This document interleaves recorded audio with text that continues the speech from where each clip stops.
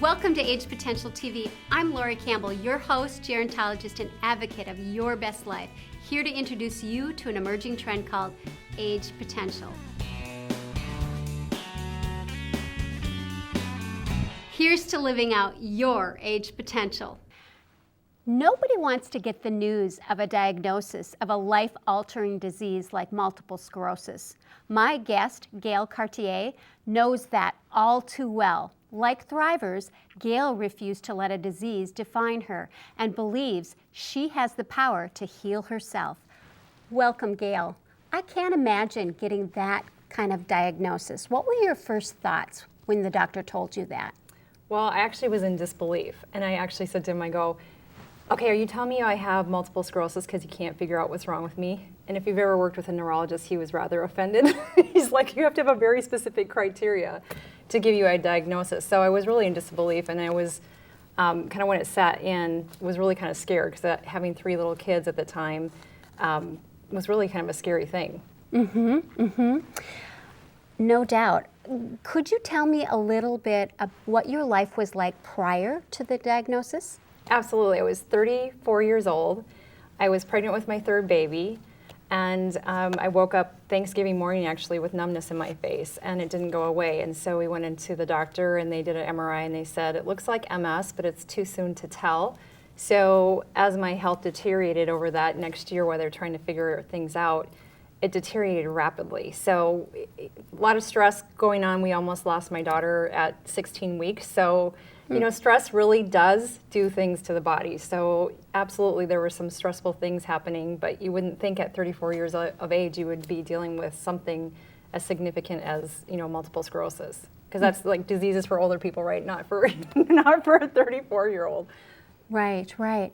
Well, so many people that get that type of diagnosis really believe that their health is an inevitable decline. What kept you from buying into that kind of thinking? You know, it's interesting because I actually bought into that thinking at first because I asked my neurologist what could I do, and he said just keep your body as good as you can and pick out an injection therapy to do for your life. And I was raised in North Dakota on a farm and ranch, and my parents always taught me that you don't expect somebody to do something for you, you go out and do it yourself, right? And it really wasn't on a conscious level, but I think that spirit was still within me, that it wasn't my doctor's job to keep me well or to get me well. It's my job. And so it was in my research on the internet, I found a doctor in the 1940s that was working with people with MS. And of all things he was doing is changing their diet. And he was having results, but you know, going more plant-based diet, and he was having results. I mean, we don't hear about that in the medical community. I mean, would you agree? Absolutely. It's like, you know, you're a victim to your disease. And so who would ever have thought that my upbringing coming from a farm and ranch literally could save my life in terms of I'm the one that creates what's happening inside versus just perchance my DNA, you know, kind of had that will that happened to me, that, you know, it's my DNA's fault, not it's Grandma and Grandpa's fault, not mine, right? Right, right. Well, that must have been good news to your heart to be able to it just made my have other soul options. Sing. Absolutely, that I can somehow create. I mean, that's when I talk to people about that. That's kind of a heavy thing. I mean, some people really embrace that and go, I'm a creator of my health versus I'm a victim to my genes. And, you know, it's becoming really widespread now. I mean, Time magazine had that on their front cover in 2010, why your DNA isn't your destiny. And so for me, it was like a breath of fresh air to know that I didn't have to worry about, was my daughter going to get MS, because MS is predominantly in women. I didn't have to worry about those things. There's lifestyle choices that I can make that not only helped me, but helped my kids. And that's really exciting, because if you look at our kids' generation, you know, they're the first generation in history that's expected to have a shorter life expectancy because of their diets. I mean, that's just crazy. So not only is it helping you to stay healthy, but it's, you know, instilling good habits to your whole entire family. Absolutely. And really, it's not, my story is about MS, but it's really not about MS. It's about, you know, your energy level. It's about everything that we struggle with in terms of health status, right? Mine just happens to be MS, but it's like the same things produce dis-ease in the body, right? Whether that's a lack of energy or cardiovascular disease or diabetes. I mean, it doesn't have to be that way. Right. So in other words, you really have become your own best caretaker or advocate. Was there anyone in your life that modeled this for you, or how did this come about? Well, it was my parents, right? I mean, it goes back to them, not because, I mean, we had a garden and we ate really well, but you know, you get to college and you eat the the cheapest foods on the planet, right? And then you wonder, how did I get sick? But it was really my parents. They taught me to be that creator, right? Versus be a victim and wait for people to take care of you. And so I think it's just really their influence of teaching me to go out and get it is really what made a huge difference for me. Sure. And it still does, right? Because it's not always easy to eat well or think well or all the things that affect our health. It keeps that tenacity of really going, I get to create. Right. Well, it's I'm sure you would agree, it takes a very intentional, conscientious effort by all of us. Absolutely. Yes, yes. Yeah. Well, we know from the science of epigenetics as well as the telomere research that the power to be healthy and to live a vital life really begins with ourselves. What specific things did you do to exert your personal power to regain your health? Well, when I was learning from that doctor, it was really about a plant-based diet, and so I really started eating more fruits and vegetables. I started juicing, which was a lot of work.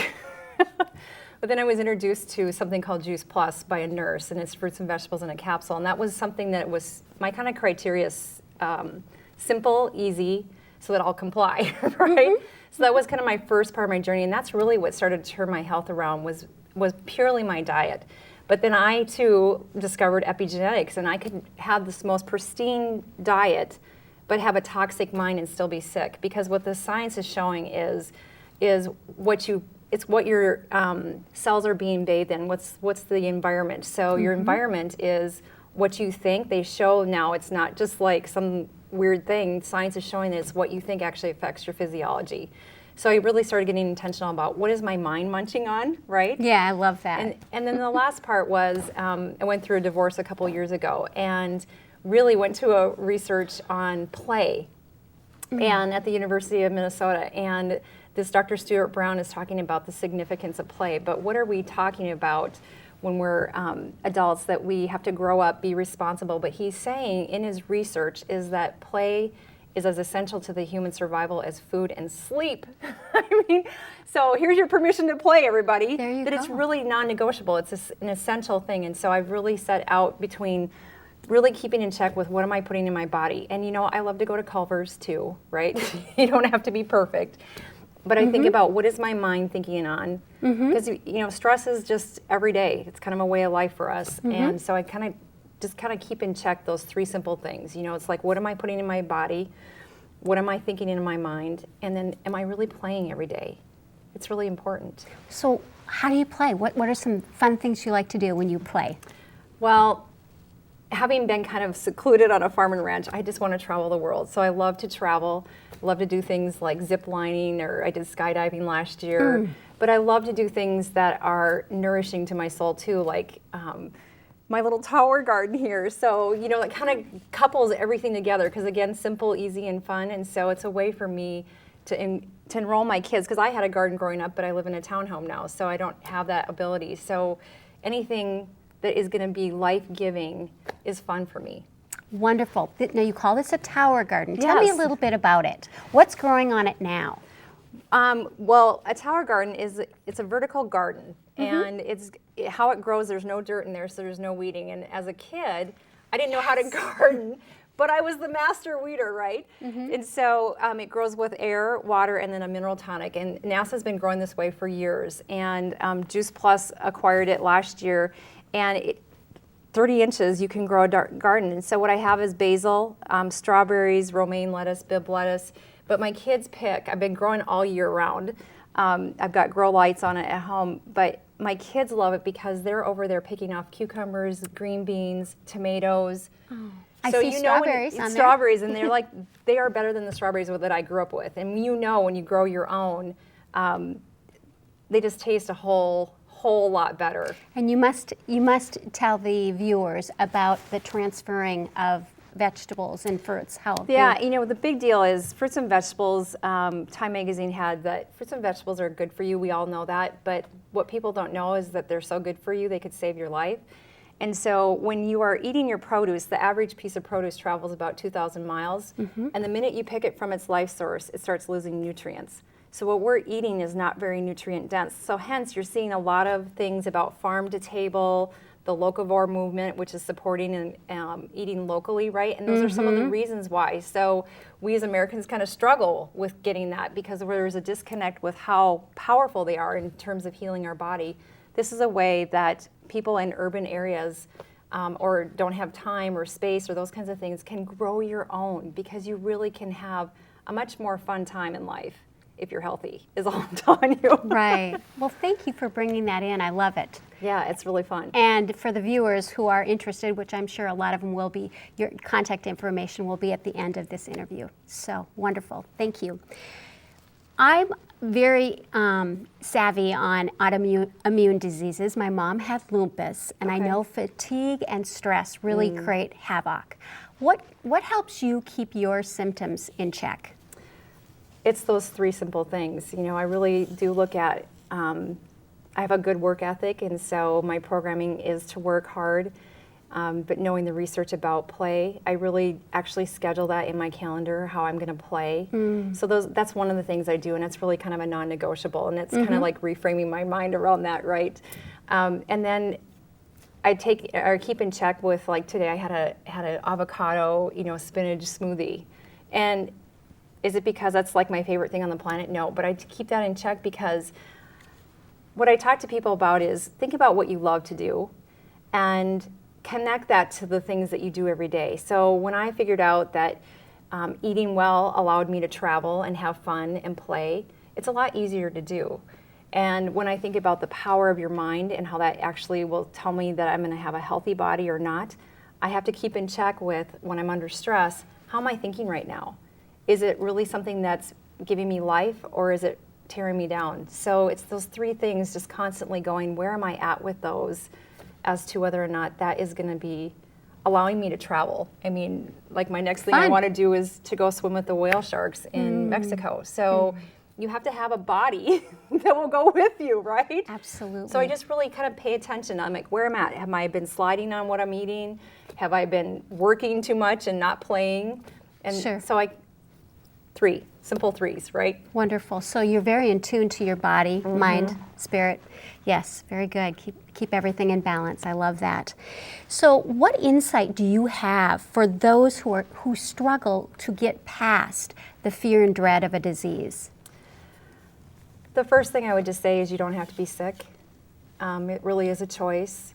You can embrace the power that you have, and I see so many people give that power over to their medical professionals, and that kind of rips my heart out because they either don't know or they're too afraid, but you really don't have to be sick. And when I talk to people, I'm like, if something like MS could be turned upside down on its head by what I put in my mouth and what I'm thinking on, what could it do for you? So it's just really making a choice. You can kind of reject that and go, you know what, I don't really think that can be done, but it can be done, and you've seen it, you see it all the time, right? That's why you do what you do, is seeing people really just grab hold and really living a life with intention, so you don't have to be sick. I think a lot of the reason is they aren't aware of the personal power that we do have. Absolutely. Over our health and aging journey. And that's why I'm really grateful for the new science to show that we can turn those genes on or off. So and for people like you sharing your story. Yeah. Real people, real stories, real potential. Absolutely. Yes, it's exciting. Finally, what does age potential mean to you, Gayle, and how do you intend to live it out? Well, age potential, I was talking to my friend when we were coming here, and I'm like, it's like living intentionally and living life at its fullest at every stage of your life. And so for me, it's about travel, it's about having fun, it's about really giving back, because I feel like I've been given just a rare gift by getting sick, to really encourage people in that way. So I really see myself speaking all over the world and really empowering people that way. And that's what I think age potential is. We all have life lessons and gifts that we're able to give back, and I need a healthy body to do that. Right? So that's what, to me, age potential means. It's just really living fully and intentionally and really giving back and knowing, I always tell people, hold up your hands, hold up your hands. There's only one of us, right? There's only one you. There's only one, hold up your hands. There's only one set of fingerprints, and you're here to do something significant and to make a difference that nobody else on the planet can. So I really want people in touch with that to know you make the difference. You are the difference. I hope you can see it and hope you can live with that. So that's what age potential means, is understanding your value and how do you really give back to the world and have fun doing it. Beautiful. Well, thank you for being here, Gayle. Thank you for having me. Thank you for being an Age Potential inspiration. Thanks. It is wrong to believe that age alone makes us more susceptible to specific diseases or death. Aging is not a disease. Aging is not a disability. People of all ages get a disease and disability. Thrivers are masters at reframing life's devastating blows. Gayle doesn't allow her circumstances to stop her from living the life she desires to live. Gayle became her own best advocate. Won't you do the same?